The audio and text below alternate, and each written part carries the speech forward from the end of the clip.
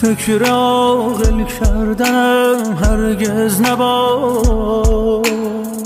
من از این دیوانگی سر میروم، آنچه میبینم به غیر از عشق نیست. شک نکن دیوانه تر میشود، بی جهت نیست این همه زیبایت.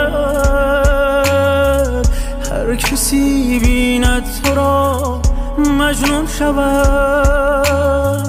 دور تو میچرخم